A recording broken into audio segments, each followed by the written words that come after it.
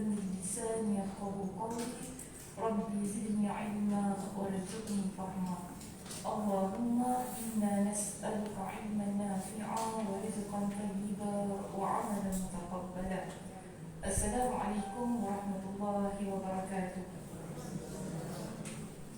Okey, sihat semua hari ni?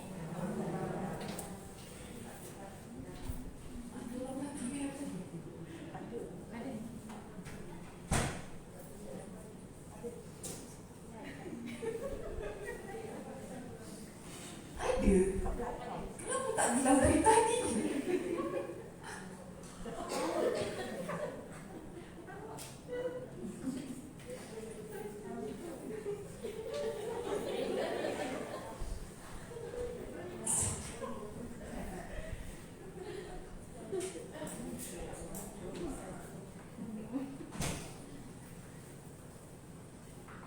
Yelah, dari tadi ke?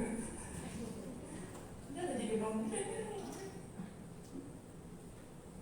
Boleh tak naik? Mana ni? So stres. Takkan saya kali lagi.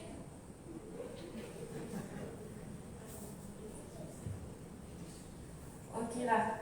Kita buka surat apa hari ni?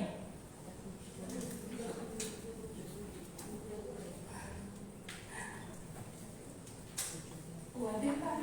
Sekejap saya tengok dulu kat Facebook. Betul ke lama? Tak bilang. Kesian orang kat rumah Tengok kan tak ada.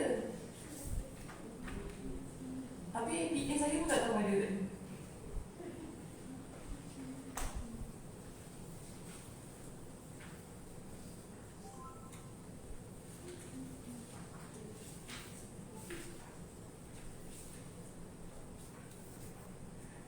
Memang cobaan. Okey, kita share kejap ya.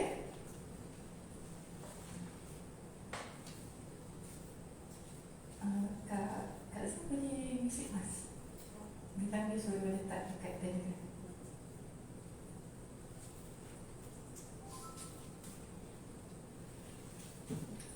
Okey, baik. Alhamdulillah hari ini kita masuk kepada perbincangan yang berikutnya. Kita berada di halaman 177 untuk meneruskan perbincangan tentang keberangkatan Khalid bin Sa'id bin Al-As. Okey, ini bukan Khalid bin Al-Walid ya, beza. Sebab selama ni kita baca namanya Khalid bin Al-Walid. Tapi di sini kita ada nama Khalid juga, namun adalah orang yang berbeza. Di kalangan sahabat Nabi juga, di kalangan yang terawal memeluk agama Islam ya, Khalid bin Sa'id bin Al-As bukan orang sembarangan ni. Baik, jadi kita ada satu figure yang nama Khalid bin Sa'id bin Al-As yang menceritakan kepada kita di sini. Sebelumnya iaitu Khalid bin Sa'id bin Al-As, dia telah datang menghadap Abu Bakar dari Yaman. Sebab begini, Khalid ini pada zaman Nabi, Nabi tugaskan dia untuk stesen di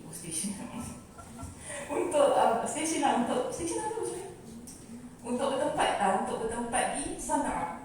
Sana'a adalah sebuah kawasan Yaman. Okey. Saya nak kena buat mana? Tengah.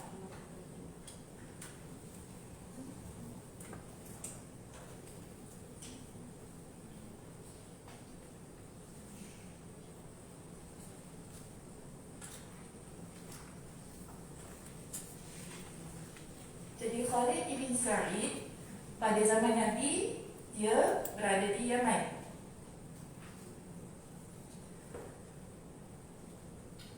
Jadi pada zaman Abu Bakar radhiyallahu anhu, dia pulang. Maksudnya dia balik ke Madinah untuk bertemu dengan Abu Bakar radhiyallahu anhu pada masa itu. Jadi di sini bila Abu Bakar radhiyallahu anhu mendapati kepulangan Khalid di Madinah, maka ada satu tugas penting yang diserahkan Abu Bakar kepada beliau, iaitu dia diminta untuk memimpin sebuah pasukan di Taimak. Taimak ini adalah sebuah kawasan yang mana ia dikuasai oleh Rom. Jangan lupa ya, perbincangan kita ialah untuk meluaskan kawasan Islam di daerah mana? Syria.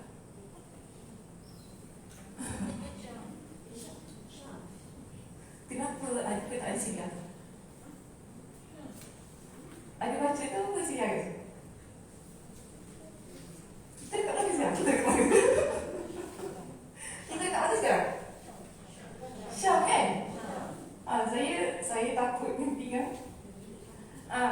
Jadi sekarang ni hari tu saya bincangkan Iraq dikuasai oleh Parsi, Syam, Rom. Okay. Sekarang ni Iraq dah settle. Okay. So kita nak fokus pada Syam, yang mana dikuasai oleh tentera Rom. Tentera Parsi dah dapat bukan kita kata dapat hilangkan tau, tidak. Tapi kita dah dapat kuasai tempat Iraq ini. Walaupun masih lagi ada tentera Parsi di situ. Now, kita masuk kepada Syam. Syam ini dikuasai oleh tentera Rom. Okey? Tentera Rom, dia ada di merata tempat. Jadi antaranya adalah Taimak. Maka sebab itu, ya, Abu Bakar radhiyallahu anhu dia hantar Khalid bin Sa'id al-As ke Taimak ini untuk berhadapan dengan tentera Rom yang stesen dekat Taimak. So ini misi pertama.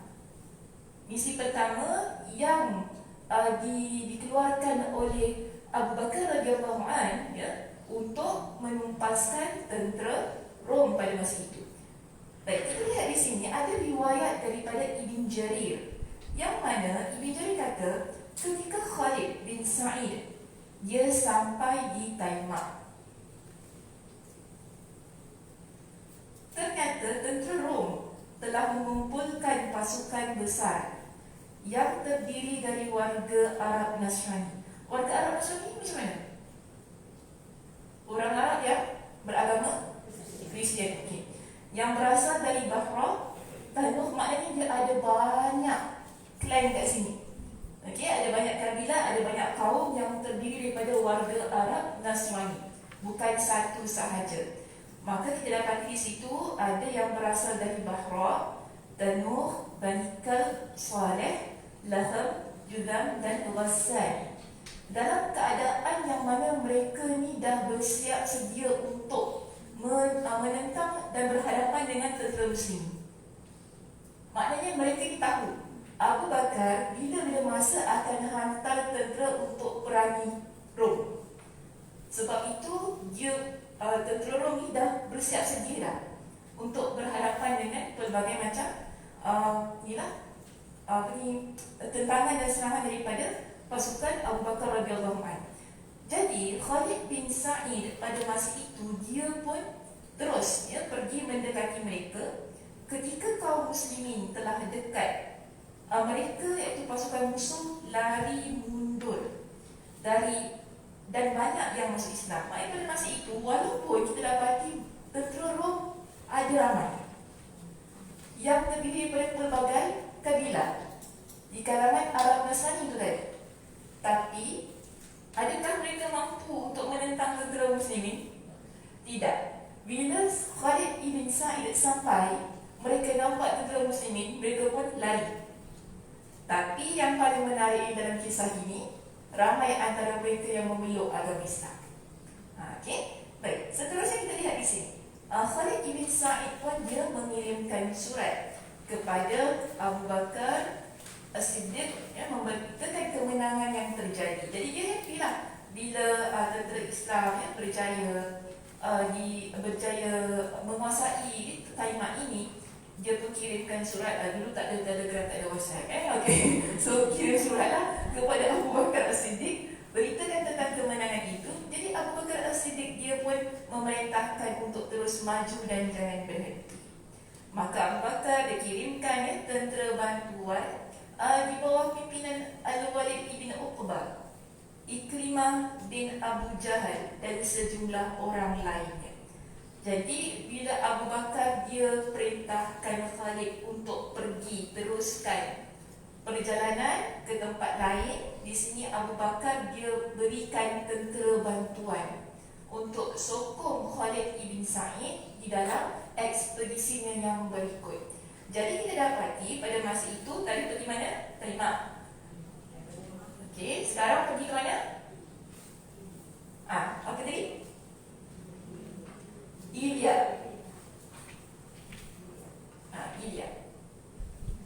Dalam bahasa Arab macam ni ya. Ilya. Tadi yang ni dalam bahasa Arab ejaannya ni.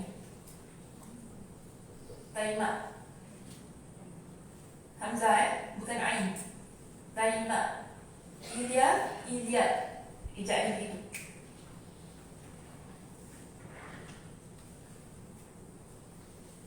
Okey, jadi bila tentera Khalid ibn Sa'id itu tadi dia pergi ke Ilya bersama dengan tentera-tentera yang lain, tentera bantuan itu tadi, maka sampai di sana dia pun beradu tandinglah antara Khalid dengan seorang panglima Rom yang bernama Bahan.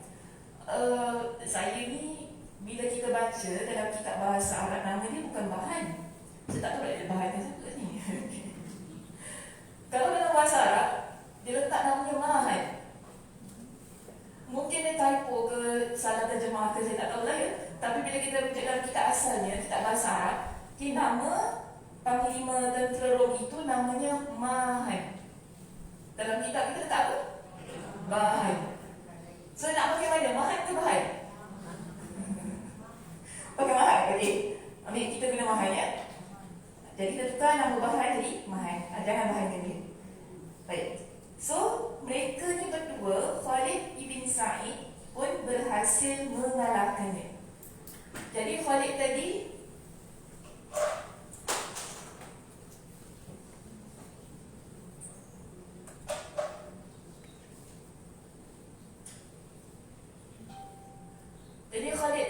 bila dia sampai di Ilya, dia terus fight dengan Mahan. Menjadi cakap Avengers juga mungkin tak.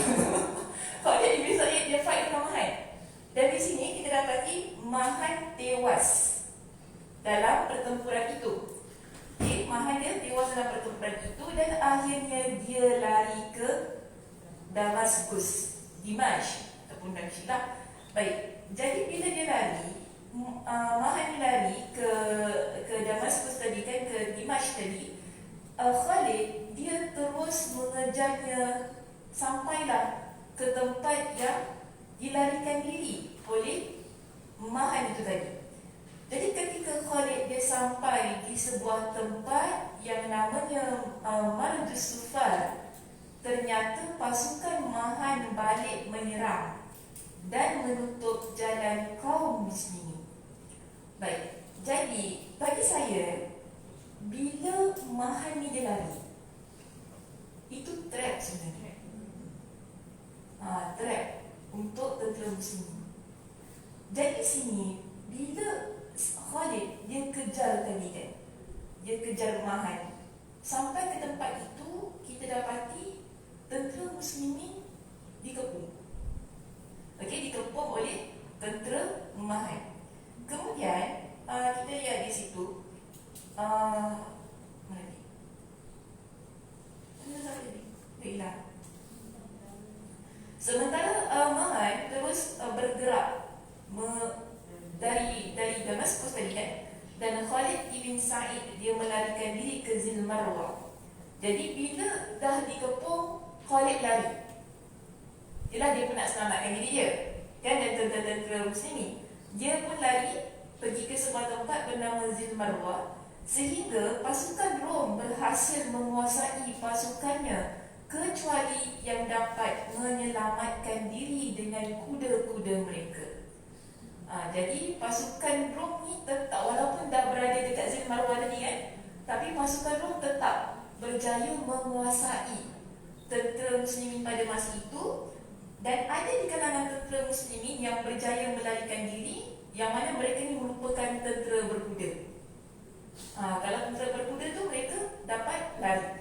Jadi pada waktu itu Ikrimah bin Abu Jahal tetap tegar dengan pasukannya sebelum dia juga dipukul mundur dari Syam. Akhirnya pasukannya menjadi tempat perlindungan bagi pasukan Khalid ibn Sa'id yang melarikan diri.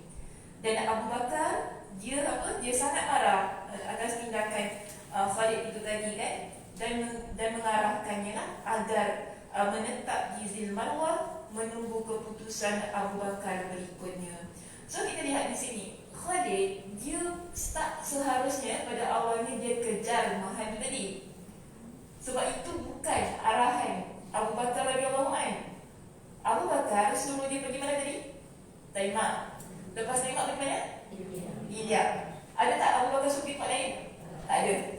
Tapi dia pergi mana tadi? Okey. So di situ, bila dia pergi ke Damsyik, dia tak tahu lagi apa sebenarnya yang ada di Damsyik. Betul tak? Dia tak prepare apa situasi-situasi yang akan berlaku di situ. Jadi bila dia sampai sana, yang asalnya dia nak kejar Mahal tadi kan, kita dapati itu adalah trap, perangkap daripada pihak musuh.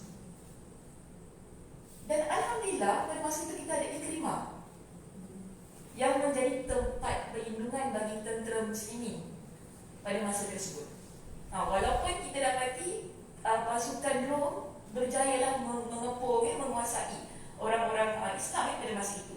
Baik, kita lihat di sini. Selain daripada Khalid ibn Al-Walid, ada 4 orang yang Abu Bakar radhiyallahu anhu berikan amanah untuk meneruskan misi ini. Di situ ya, kalau kita rujuk di halaman 174, kita dapati pertama Abu Bakar dia serahkan satu panji kepada Yazid bin Abi Sufyan.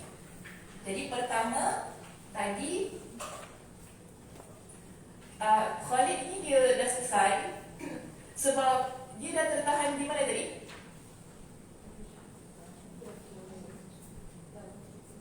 Zil Marwah. Okey, Khalid dia dah berada kat situ. Dia Abu Bakar kata jangan pergi mana?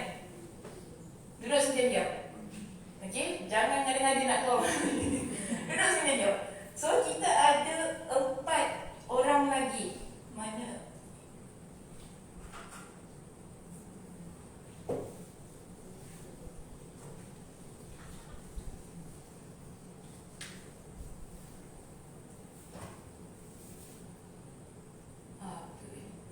Satu,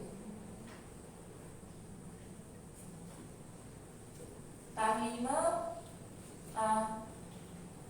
Muslimin ya. Satu tadi siapa? Yazid bin Abu Sufyan.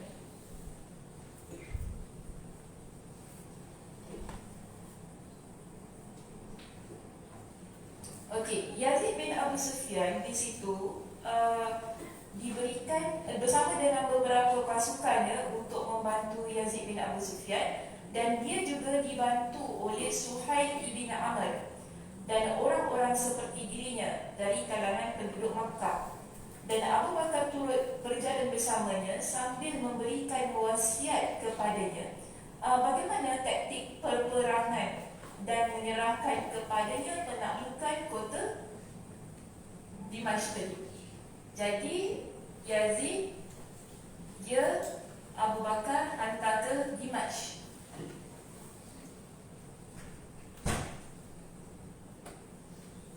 Dua, panglima perang yang kedua siapa? Abu Ubaidah. Abu Ubaidah ibn Al-Jarrah.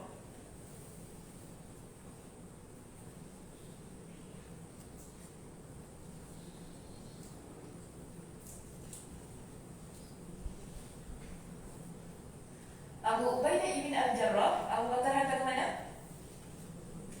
Hims.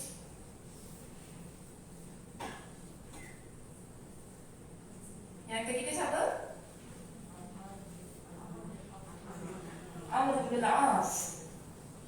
Ini semua di kalangan sahabat Nabi ya. Ke mana? Palestin.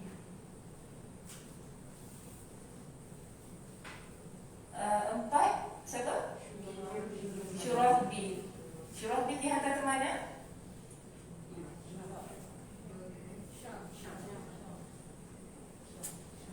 Syam. No, apa? Jordan. Itu bahasa Indonesia. Jordania. Jordan. Okey, jadi Syurahbil diperintahkan untuk menaklukkan Jordan. Baik, jadi ketika dia melewati Khalid bin Sa'id, okay, so kita masuk baliklah kisah Khalid bin Sa'id ini. Lepas Abu Bakar kan dia bagi tentera-tentera dia, panglima-panglima perang ini dengan panji itu bendera lah untuk dibawa ke tempat-tempat yang telah diamanahkan tersebut. Dia balik kepada Khalid bin Sa'id di situ di Zil Marwah, yang mana dia menarik hampir seluruh pasukan Khalid yang sebelumnya melarikan diri bersamanya ke mana? Zil Marwah. Sementara orang-orang yang ada di sisi Abu Bakar dipimpin oleh Muawiyah bin Abu Sufyan dan dikirim menyusul saudaranya Yazid bin Abu Sufyan. Jadi kita ada lagi dua orang di sini, iaitu Muawiyah bin Abu Sufyan dan Yazid bin Abu Sufyan yang merupakan adik-beradik, dan dikirimlah untuk bersama-sama melaksanakan ekspedisi tersebut. Ketika melewati Khalid bin Sa'id, dia menarik baki pasukan yang masih bersama Khalid di Zil Marwah untuk bergabung dengan tenteranya menuju Syam. Setelah itu Abu Bakar As-Siddiq baru mengizinkan Khalid bin Sa'id untuk kembali ke Madinah.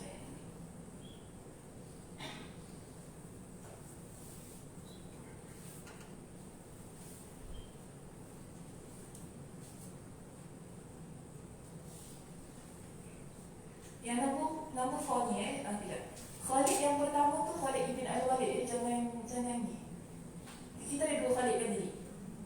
Jadi Khalid, cuba baca balik. Abu Bakar memindahkan Syurahbil bin Hasanah dari pasukan Khalid di Iraq. Khalid yang ini Khalid ibn Al-Walid, bukan Khalid ibn Sa'id. Okey, jangan keliru. Sebab Khalid ibn Al-Walid pada masa itu dia masih lagi berada di Iraq. Okey, jadi dia tarik Syurahbil bin Hasanah daripada tempat Khalid ibn Al-Walid kan, untuk dia masukkan ke Syam. Jadi jangan keliru. Baik, seterusnya kita lihat pada perenggan yang berikutnya di bawah itu, jalan yang ditempuh Yazid ibn Abu Sufyan melalui Tabuk. Demikian pula halnya dengan Abu Ubaidah dan Syurahbil bin Hasanah. Jadi mereka ni setiap daripada kumpulan tadi kan ada route dia. Tak semua ikut jalan yang sama. Contoh di sini kita lihat Yazid bin Abu Sufyan dia ikut jalan Tabuk. Sama juga dengan Abu Ubaidah, dengan Syurahbil bin Hasanah. Abu bin As di sini ya, dia ikut jalan Al-Mu'riqah hingga sampai di Ramul Arabat.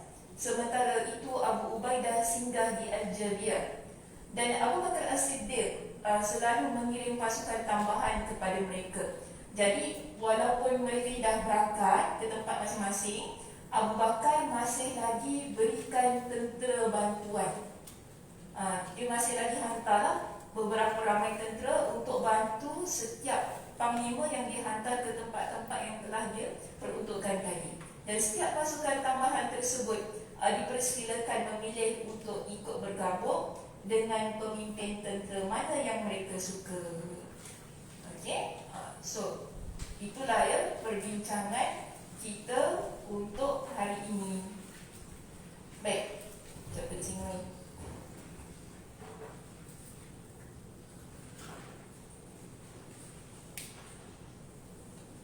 Itu tisu saya ke tisu ramai.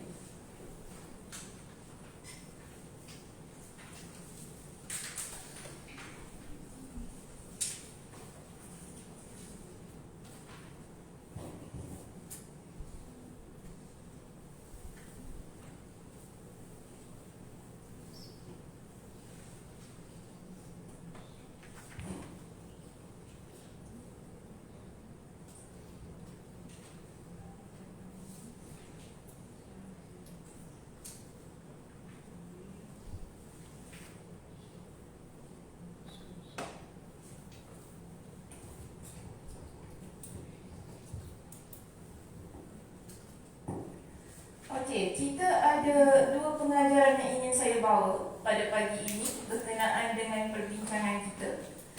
Kita dah habis bincang sebab nanti minggu depan insya-Allah kita akan masuk kepada perang Yarmouk.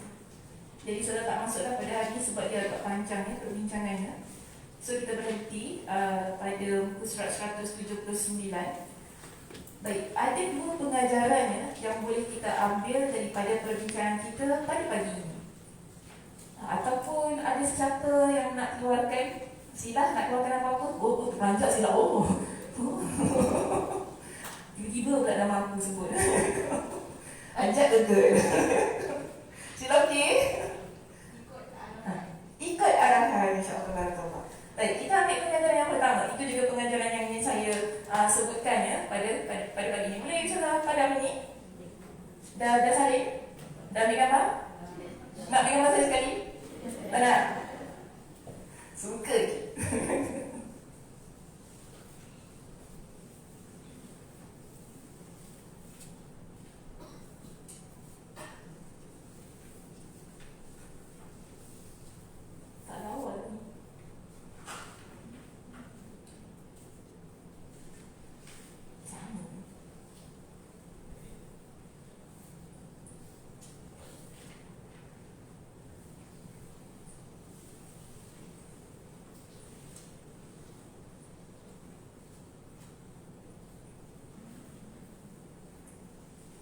Jadi sila kata pertama, pengajaran yang boleh kita ambil daripada perbincangan kita pada pagi ini, rakan-rakan kita di rumah juga, sila satu catatan, nampak tak Ustazah?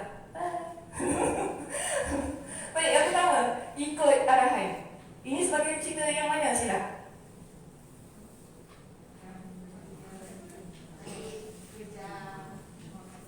Siapa kerja siapa? Kita boleh kerja di sini. Khalid kerja Mahan. Kenapa Khalid kerja Mahan?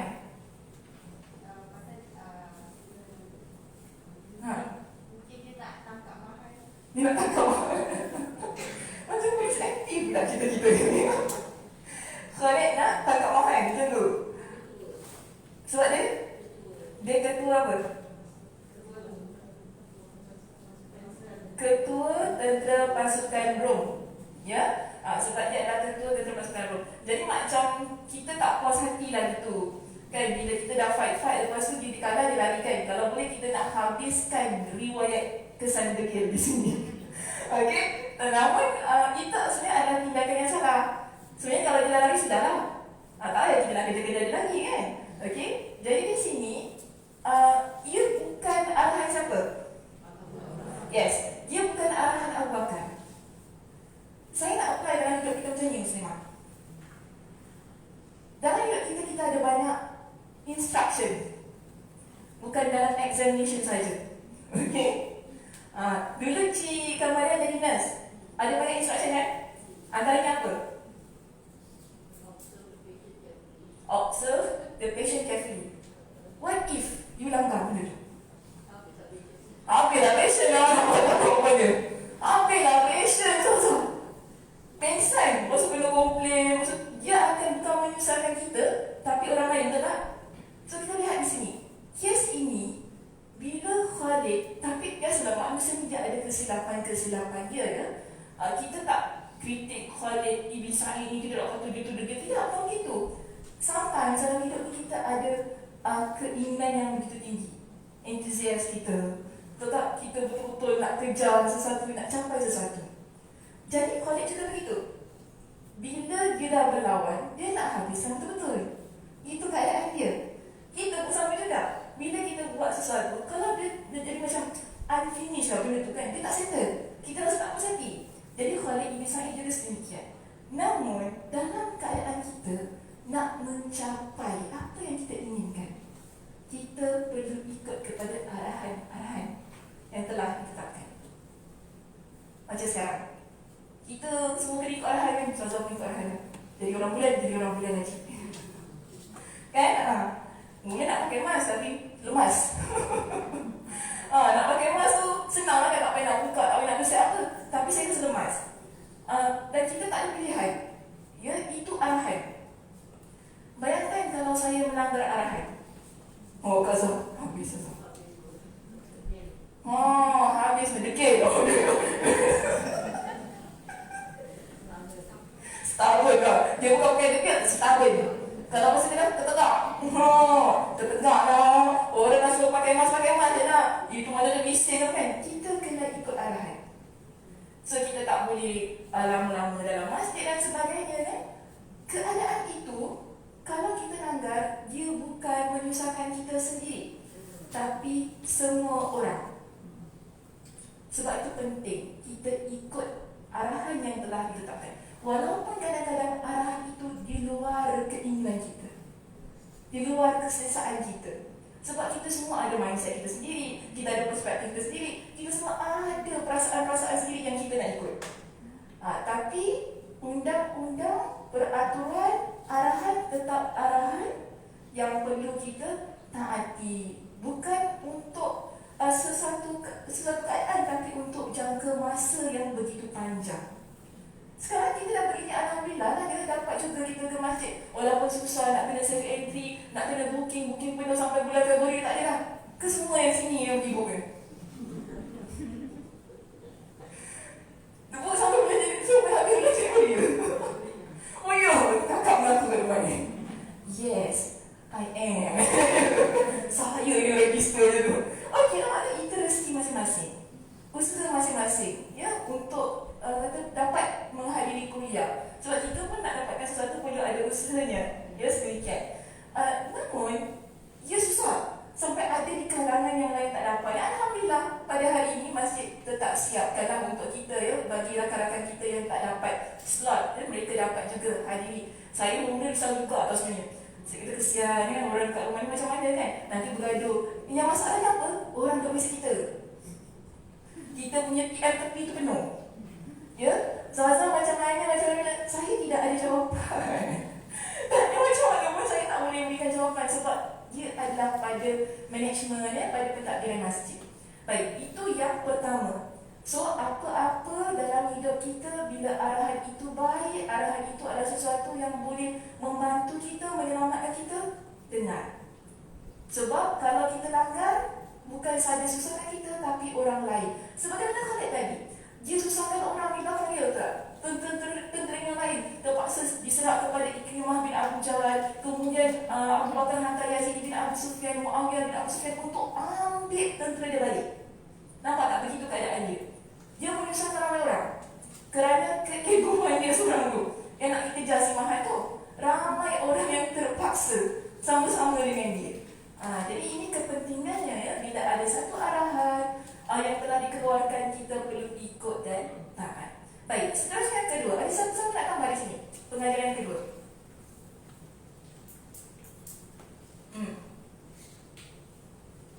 Sini lepas ni lah. Masak ya? Ada apa? Oh, masak apa maksud tadi? Alhamdulillah. Dia walk in hari ni. Ada juga kisah walk in. Mana kamu? Nampak tak kat situ? Sikit ya? Kat belakang tak ada space lagi. Lepas tu duduk sana nampak sikit. Okey ya? Okay.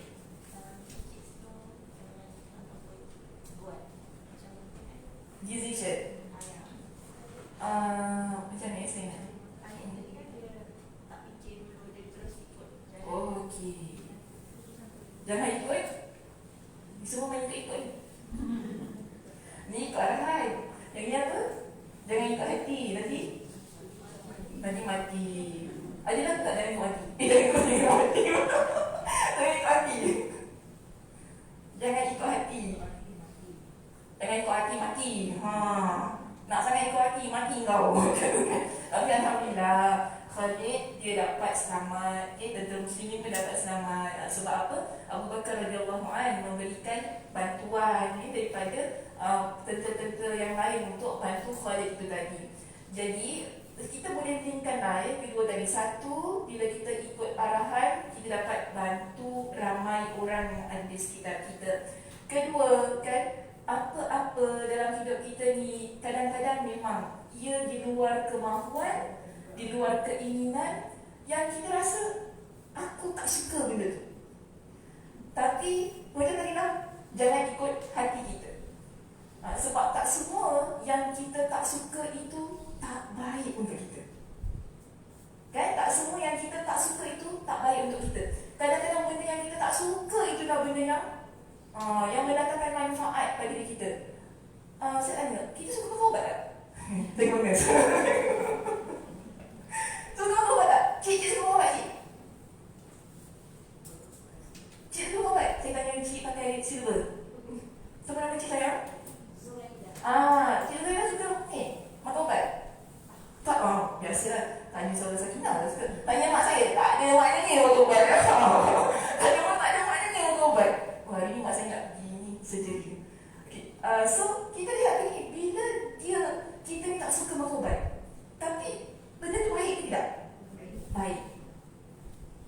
Dia membantu proses kesembuhan kita. Dia membantu. Bukan kita kata obat tu akan berikan kita kesembuhan secara seluruhnya, tidak. Tapi sekurang-kurangnya dia dapat membantu kita. Walaupun kita tak suka. Dia meringankan. So di sini, jangan ikut sangat ketidaksukaan hati kita. Ataupun apa-apa yang kita suka lah. Kadang-kadang kalau suka sangat-sangat pun masalah juga. Kan? Benda kita tak suka sangat. Makan apa? Makan apa cik? Suka sangat makan ubat? Lain pula dia suka dia. Dia suka pula makan ubat. Kata, kita suka sangat makan apa? Kuih kaswi. Hari-hari makan kuih kaswi. Diabetes cik. Suka. Yalah kan? Dia mesti ada kesederhanaan. Ya, ada apa je yang kita lakukan. Baik, yang ketiga, jap, apa? Tempoh hidup. Baik, yang ketiga di sini. Apa? Dah lupa dah cakap pasal kuih kaswi. Yang ketiga, agama kita ia mengajar tentang teamwork.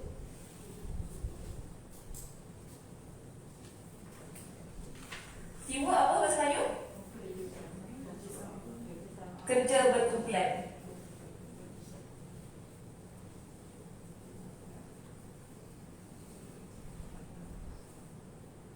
Okey? Maknanya kita ni tak boleh hanya nak buat sesuatu, tak boleh sendiri. Sama macam Abu Bakar radhiyallahu anhu. Dia nak menakluki Syam. Boleh tak dia buat seorang? Tak boleh. Sebab tu tadi kita ada berapa panglima? 4, yes. 4 orang yang ditugaskan. Adakah mereka 4 orang pergi sendiri buat? Tak. Ada siapa lagi? Pasukan. Setiap pasukan Abu Bakar ajarkan kepada mereka dengan strategi yang tersendiri. Ya, ada strategi dia, ada langkah, ada teknik dalam berperang yang diajarkan oleh Abu Bakar radhiyallahu anhu kepada mereka. Jadi di sini kita dalam hidup, ya, daripada apa yang kita bahas tadi, kita tak boleh sendirian. Ada orang kata tak apa, saya boleh hidup seorang-seorang. Tak ada orang pun tak apa. Action. Cuba kalau sakit, kena angkat kan. Kita tak boleh sombong dalam hidup. Itu yang mereka belajar. Kita perlukan orang di sekitar kita. Sebab itu dalam hidup kita ini, buat baik kepada ramai orang. Ya, jangan sombong, jangan khianat, jangan suka benci pada orang, jangan suka sakit hati. Orang tak ada masalah pun sakit hati. Jiran sebelah dia pun sakit hati. Kan tak ada benda, sakit hati sikit. Menyampah aku menyampah, aku nak menyampah. Orang sombong. Ada pula saya kita yang belakang. Orang sombong kita ni. Dah bodoh sombong. Dah bodoh sombong, dah sombong. Tak ada lah. Kadang-kadang dalam hidup kita ni, ada orang dia memang tak ada problem dengan kita. So kita jangan cari masalah. Ya, selagi mana kita boleh berbaik-baiklah, sebab kemungkinan besar pada satu hari kita akan perlukan dia. Orang mesti kata, contoh, saya nak beritahu, kita kata ni, adik-beradik kita. Ya, kita ada adik-beradik. Usaha untuk baik. Kalau ada problem, sikit-sikit sajalah. Jangan buat sampai mati. Ya, kadang-kadang aku sampai aku mati pun aku ingat sudah-sudah.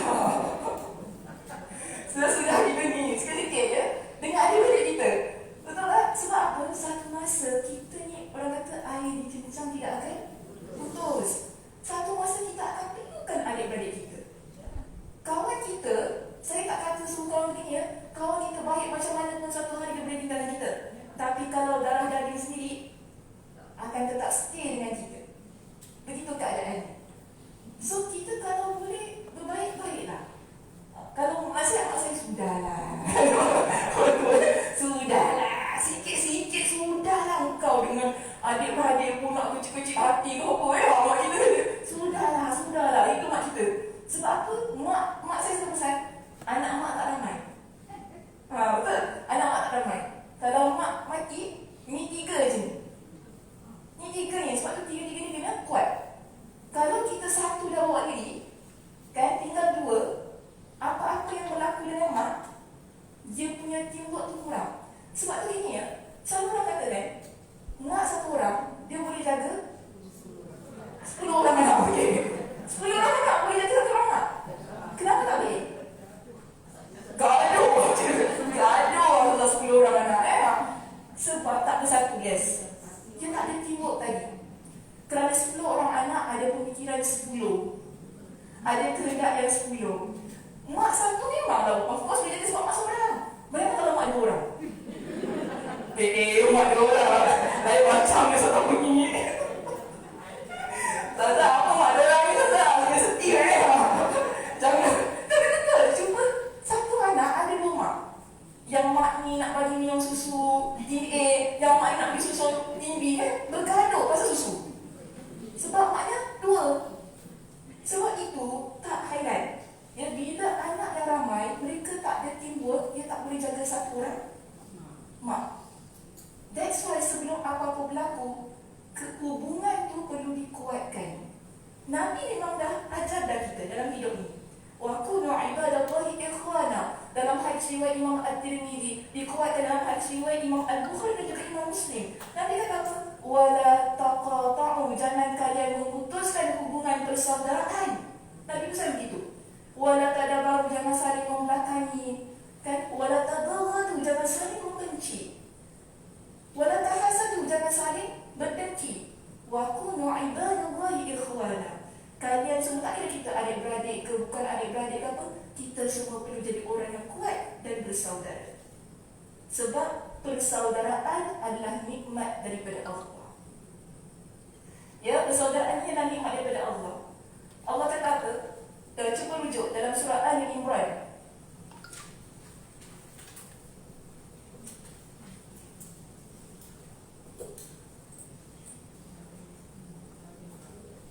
Surah Ali Imran ayat 103. Okey? Dalam surah Ali Imran pada ayat 103, Allah pesan kepada kita. Allah kata apa dalam ayat ini? Wa'tasimu bihablillahi jami'an. Kita sebagai seorang yang beriman kepada Allah, beriman kepada kitab Allah, beriman kepada setiap sesuatu yang Allah Subhanahu wa taala firmankan kepada kita ini, kita perlu berpegang dengan agama kita kuat-kuat. Kerana apa? Wa'tasimu bihablillahi jami'an wa la tafarraqu.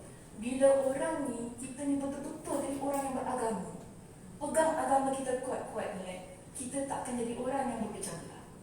Sebab itu perintah Allah. Allah kata apa? Wala tatafarraqu. Janganlah wala tafarraqu. Janganlah kalian jadi orang yang berpecah belah.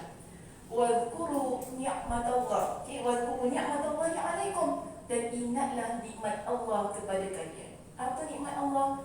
Dulu sebelum Nabi SAW datang bawa risalah Islam ini, orang dia ada sifat ananiyah, keakuan. Mereka pentingkan diri mereka sendiri. Ya, mereka ni pentingkan kaum mereka sendiri. Kan? Mereka look down pada orang lain. Mereka pandang status dan sebagainya. Tapi bila Nabi SAW datang bawa agama Islam, Nabi promote apa? Kesatuan dalam persaudaraan. Sehingga kita tak kenal apa tu kulit, warna kulit. Kita tak kenal bangsa. Kita tak tahu awak ni daripada keturunan apa, kita tak kisah. Boyan ke,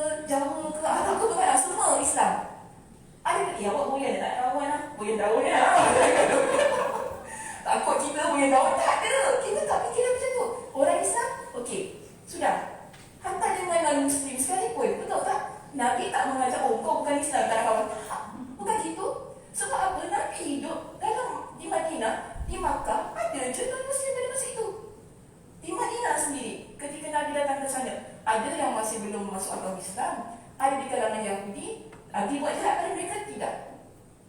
Nabi baik dengan mereka tanpa mengenal agama. So di sini kita lihat bagaimana dalam keadaan yang mana kita meraihkan semua orang, bila apa-apa yang berlaku dalam hidup kita, orang-orang ini semualah nanti dia akan datang untuk bantu kita.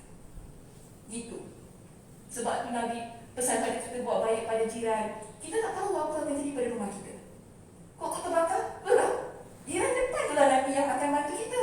Kita tak ada rumah, pergi kerja atau pergi kuliah, dia yang akan call. Call ambulance. Bomba lah. Rumah terbakar mana? Bomba kan lah. So kau bomba dia yang tak payah. Dia pergi terbakar, rumah dia tengok. Dia tak ada. Dia kalau tengok rumah terbakar, oi terbakar semua apa. That's why kita ni, kalau bayangkan kita ni sombong, apa-apa dia kita sakit dalam tengah malam, tak ada orang nak bantu kita, kita ketuk depan rumah orang tu, biarlah dia tu, biar dia mati sorang-sorang, sombong nama ni, aku tegur dia, buat bodoh, dia macam tu kan. So kita tak boleh semikian. Sebab hidup ini tak boleh sendiri. Nanti satu masa, macam kalau mak kita kata, nanti kau kahwin tak ada orang datang majlis engkau. Oh tak apalah cik, cik ni redha betul lah, tak apalah. Kalau kau tak datang majlis orang ni, orang tak datang majlis engkau. Jangan macam gitu. Kita ni jangan sombong dengan orang. Biasa kan mama kita bagi. Sebab apa? Untuk ada kekuatan dalam masyarakat. Supaya bila kita nak melaksanakan suatu majlis, satu majlis atau apa lah dalam hidup kita ni, dia akan dapat sokongan daripada insan sekeliling kita.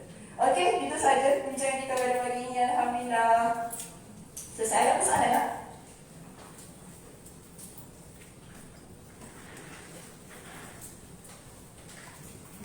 Sebenarnya kena berhenti sebelum jam 11 nak bagi layan kepada orang untuk lalu.